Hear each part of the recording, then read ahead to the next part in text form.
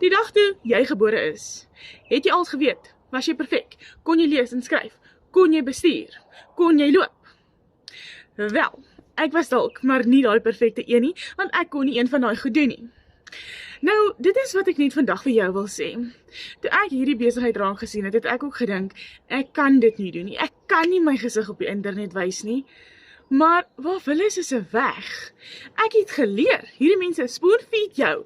Jy leer hoe om ekstra inkomste te maak. Jy leer hoe om in dollar te verdien. Baie mense gebruik hierdie as 'n side hustle.